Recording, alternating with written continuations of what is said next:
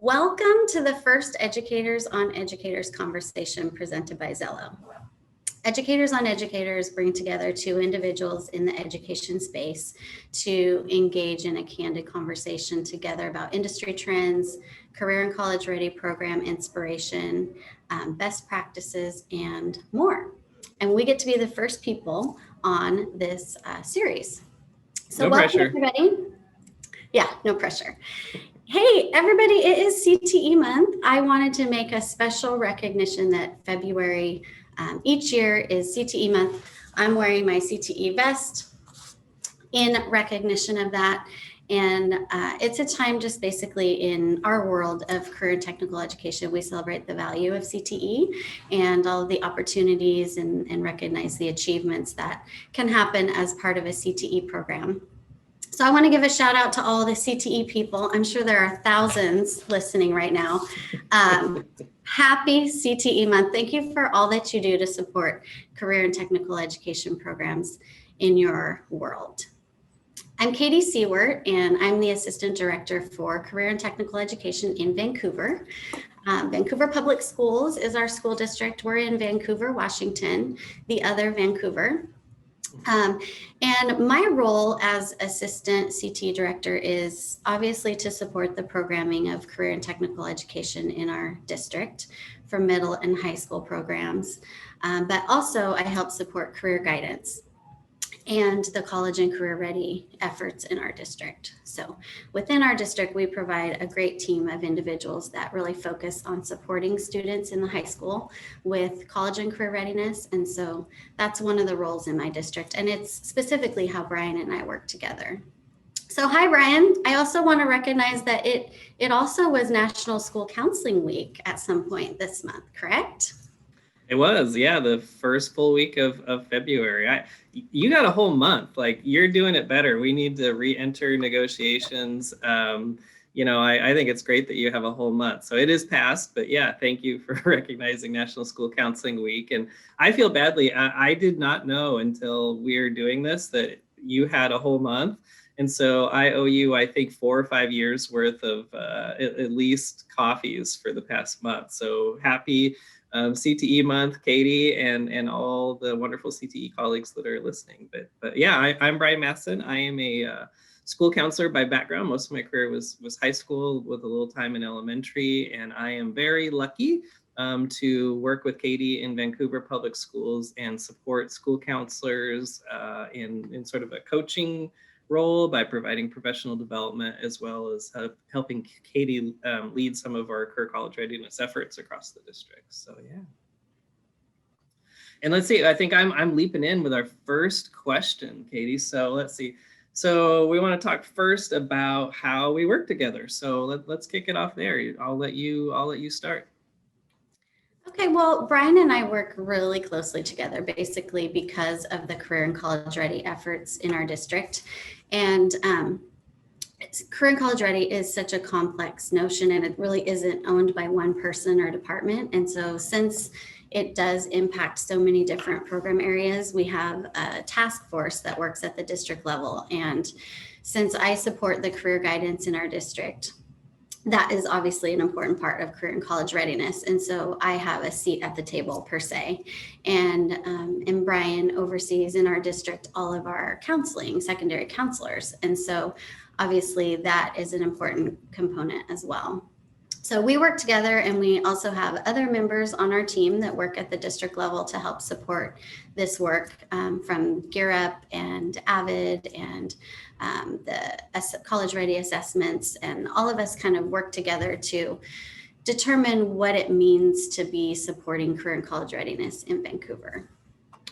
Yeah, and this will shock you not at all, but I already went off script. I was supposed to say that this is a conversation about how we collaborate together, right? How we work together with separate roles, separate departments to move forward, ultimately, positive results for all students. So it all kind of centers around this idea of collaboration, but yeah, you hit it really nicely there by just talking about, our roles and how we do work together. In fact, again, I'm going off script, but you and I have a meeting today with members of our special services department, right? To talk about how we are working hard to make sure that we have inclusive practices, and that when we're moving forward some of our career college readiness efforts, it's also inclusive of students that have individual education plans. We frequently hold meetings with our English specialist and our math specialist. And so I was actually, before we got on, I was kind of thinking this is kind of baked into the fiber of what we do. You and I collaborate, but it's also part of how we operate within our district. And honestly, um, we are a large enough district, a medium to large district, that the work is too massive. I can't imagine, not collaborating the way that we do. No, I agree. I think it takes a team, and it's so nice to have other people to think through the challenges, because it is really complex work. It's not simplified, and it's not an easy, plug and play program. So yeah, definitely. Well, let's get into the topic here. And what would you recommend if there were districts, wondering how they might get started building the relationship specifically between CTE and counseling? What would you recommend? For me, centering in on common areas of interest, specifically, and as I've grown and learned in my career, around outcomes for students. Early in my career, I've collaborated with CTE my whole career. I'm proud of that, but it hasn't been until maybe the latter portion of my career now that it's about student results. So as you and I have talked about, I like to say that graduation is the floor, not the ceiling. So the ceiling, and you and I agree on this. Yeah. The ceiling is readiness. And so great areas for folks to get together around is by talking about what are the outcomes we want for our students, not just at graduation, but 5-10 years after graduation. It's not meant to be some flowery, let's do a vision statement, but really, 5 years from graduation, where do we want our students to be? What kind of skills do we want them to have? Where do we want them to be positioned in the community? And then working backwards from there to how we work together. Does that kind of answer the question? I think I could not agree more, because there is such a huge focus of on-time graduation, 24 credits to graduate high school. But in our state, we also have the high school and beyond plan, which is important, obviously, because it helps them determine where they want to go after high school. And I totally agree with you. Our job is not done to just graduate students from high school. We have to know that they're ready to move on to their next step. And that's all students and all pathways. It's just a huge undertaking, but it is, I believe, really critical. I think. Yeah, well, and you really, helped me with this idea, and I love that we're focusing on this right now, of really stacking markers of readiness. We have some words that don't apply to everybody, but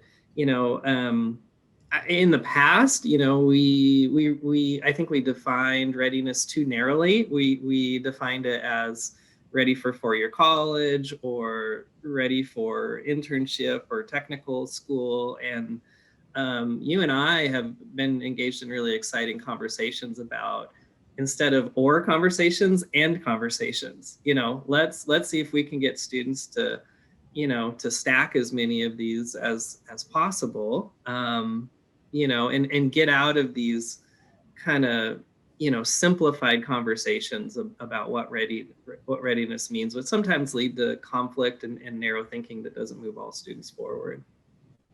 Yeah, I think it's so great that we work at the district level, because we can help create kind of a standard vision and bring all of us to the table and figure out, what does it mean in Vancouver? And so part of me thinks to recommend start at the district level. You need district cohesiveness around this topic. But then actually, I think about how important it is that in your buildings, your counseling and CTE teams are working together, because that's where the direct student interaction is. So obviously, best case scenario is that you have a district vision supporting the program. And I feel like we do such a good job of having systems and tools, and with Xello and with our student information system and with our Future Me website. I feel like those things are like district-wide systems of support, but then it wouldn't go anywhere if we didn't have our teams in the buildings working with one another. And so I'm really happy about that too, that our counselors and our career specialists work together as a team as best that they can, and anything we can do to help continue to foster that, I think, is really important. And then you've got, both levels coming together for a really solid program. Totally. Yeah. Well, and, reflecting on it, I mean, that really has been our work for the past, 4 or 5, however many years, is that we've had programs like AVID and CTE and school counseling that kind of moved along down their separate tracks, and Gear Up is another one, and really creating systems and structures to make those, connected within a multi-tiered systems of support, and to support each other and to work together. And as you said, for us, we kind of started at the district level, by pulling together people that have those roles and responsibilities from a district level, and we meet regularly, right? I mean, we meet monthly at the very least, sometimes every other week, and could always do better. But we always have a focus point, around what we want to happen for students. And as we've gone along, actually, I think that those points of focus have become, better and better and better, right? So in the beginning, it was kind of like, all right, we need to work together. And now we're, kind of at a beautiful place where we created the Future Me website, which was really, the vision behind that was to start pulling things together and simplifying the very complex for students, families, and our staff.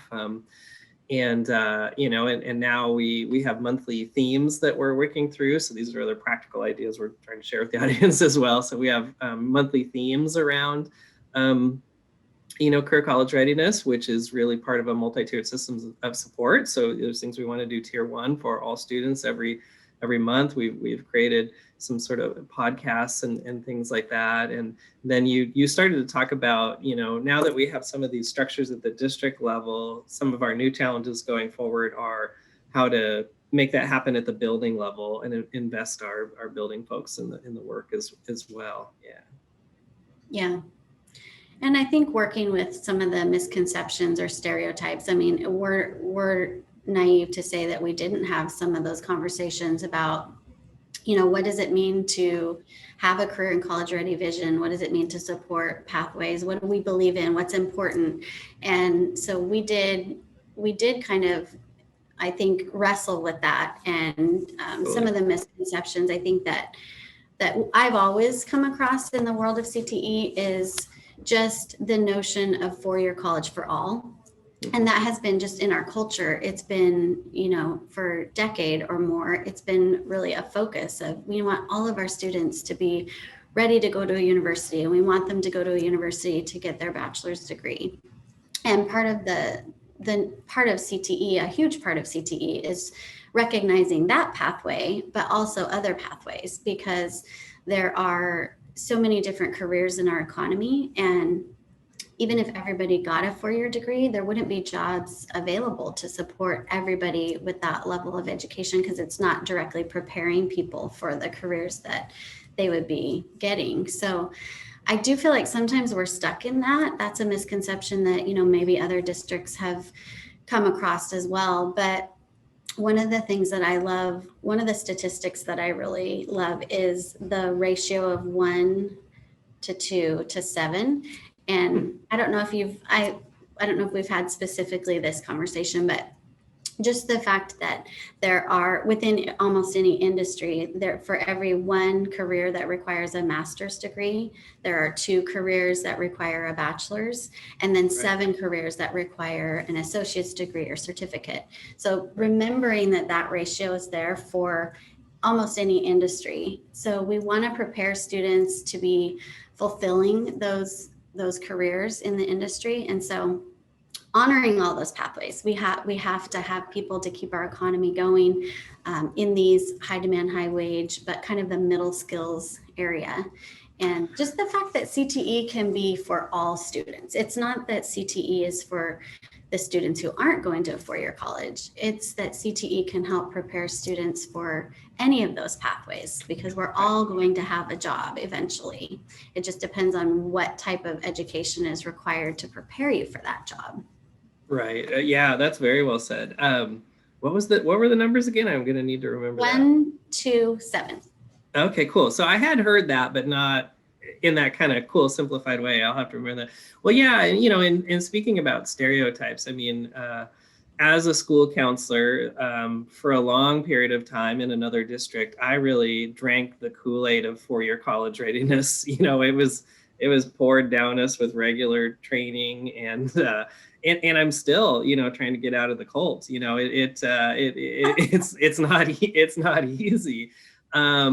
And I know you agree, but I want all students to have limitless opportunities upon graduation, and we both believe in that. But I'm getting away from that has to be 4-year college language. And there were times in my career where I was heavily in the camp of social emotional learning and college readiness. In school counseling, we talk about our 3 domains: social, emotional, academic, and career college, and it's all about finding that balance, and so I think that's part of my growth as well. And when you were talking, I was thinking about 2 things. You set up an internship. Was it an internship? Professional development. Remember, we had it it was within the past 2 years. It was in our big conference area. Oh, apprenticeships. About apprenticeship. Mm-hmm. Yeah, you set up an apprenticeship opportunity, and the room was packed. This was before COVID, of course, and it was packed. Our school counselors loved it, and I loved it. It was almost an all-day workshop, and the group was riveted the whole time. And I think that's partly because many of our school counselors, their training has been focused around 4-year college. And so they're eager to learn more about apprenticeships opportunities. They want to support all students, but they need more training. And so I think that is part of our collaboration. Like, you brought that, I brought the counselors, and the counselors, they ate it up, they dug it, and so it makes us more effective. And the other thing I was thinking when you're talking is that your department, we ran some data recently, and the majority of students that are earning dual credit, earning college credit while they're in high school, which is of course saving them money to go on to any kind of post-secondary, it's coming from CTE. And it's not even close. Like, CTE, far and away is where most of our students are getting dual credit above AP, IB, Cambridge, all college and the high school, all the other options, so it is really breaking down those stereotypes about what CTE is and what CTE can do for students. Yeah, absolutely. Yeah, I think our counseling and CTE departments really do have a strong relationship. And I think it's because of just continuing to share the good work about CTE and continuing to partner with counselors, because they are dealing with a lot of social emotional support for students. And so if CTE and our career guidance team can come in with a focus and expertise on preparing students for pathways and careers, I love that they can work together. And also just, awareness about CTE and what some people might not realize, that how valuable and how readily available dual credit is within CTE programs and industry recognized certificates and those internships and work-based learning opportunities and leadership opportunities. There's so many components to CTE. And I do feel like our counseling team in Vancouver really supports that and helps students work through what their plans are. I think they're very knowledgeable and curious about our CTE programs and really supportive in helping to make the best fit and connection for students. I think that's great. Yeah, well, and I think that's what I've learned about CTE as I've gone on and worked with you is, as you said, it is so complex, so many options within options.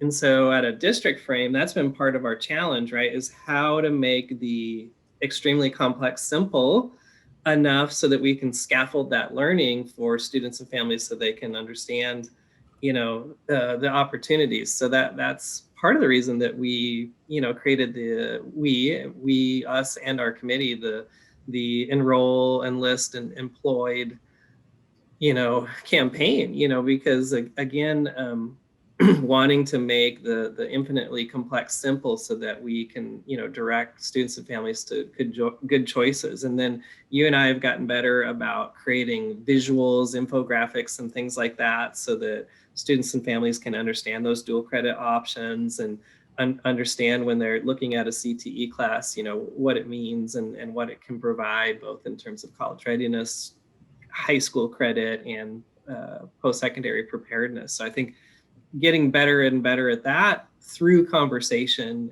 and the tough work. And like you said, it hasn't always been easy, right? Because some of these initiatives sometimes bump into each other. And so we've had to work through some of the bumpy spots on occasion. That's true.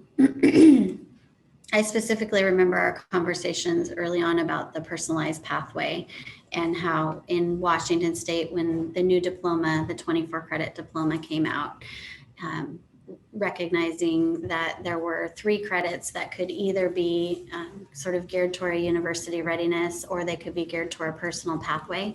I remember having lots of conversations about what are we going to support as our default, or what, do we want to send students in one direction or the other? And if so, when do we want them to have the choice? And so those were some kind of hard conversations. I remember that being a challenge, and figuring out ultimately that we needed to give students the guide rails. That was a term that I think that you came out with, that, hey, let's give them the choice early on. It's a 4-year plan. They need to plan for what they want to do after high school and what makes sense for them. But give them guide rails, make sure they know these are the decisions and these are the pathways and opportunities. And because you simply can't fit it all in. It's a challenge to be able to do some of our specialized magnet programs, or our running start program prepares, for maybe one direction. And so that was a challenge. I remember that was a challenge that we had to work through.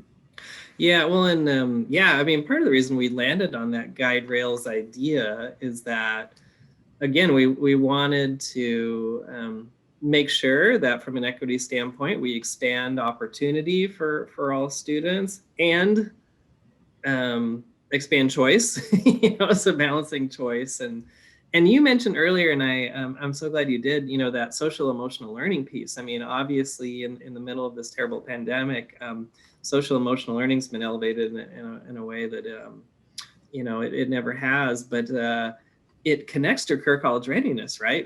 Because, as we start in the 6th grade with interest, assessments through our high school and beyond plan tool, through our career columnist readiness program. And, you can't understand yourself without some social emotional learning. What do I like and what do I don't like? That social emotional learning as well. So that's another kind of thing that I think we're getting stronger at, is threading those career college readiness lessons and activities all the way through, and then tying them to social emotional learning, tying them into, the fabric of the school. I love that we have the resume lesson in the English department.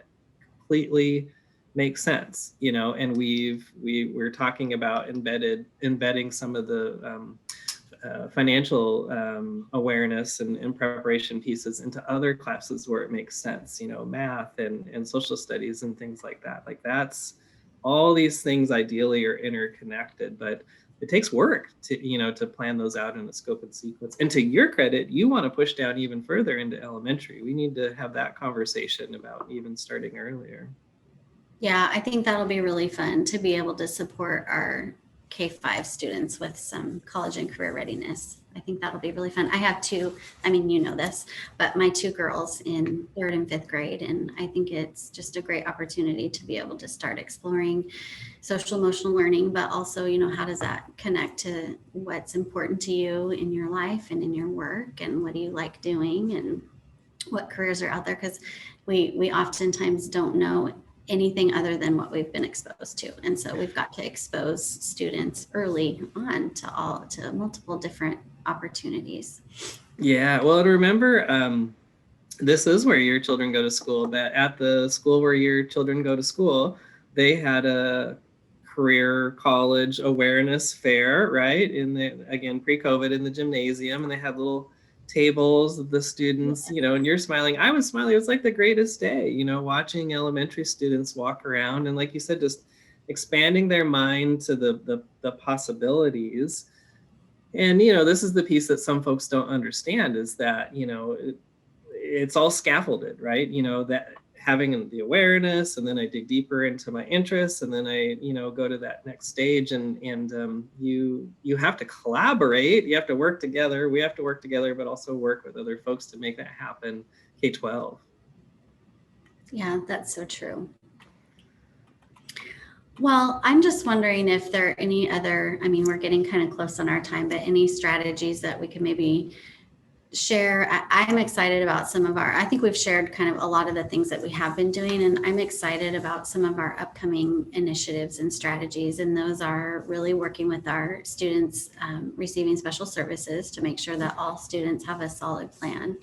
And I'm really excited about the opportunity for elementary school students and how we can support that.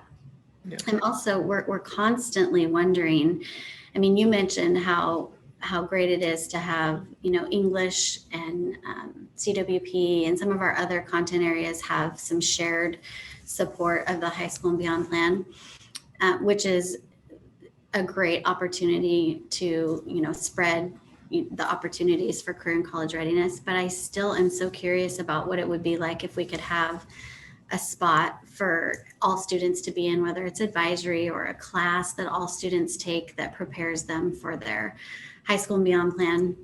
Because we've been inventing different systems where we have lots of people who own this work and support this work, but even to enrich that more, to have one spot where we can focus daily, if possible, on college and career and life readiness and social emotional learning. I think that would be something that I know we've talked about, figuring out how we might be able to support that with more intentional curriculum and support, because it's really hard to make sure that all students have a personalized high school and beyond plan that 100%, is aligned with what they want to do. We do the best we can, but I do think that would be additional, really strong support.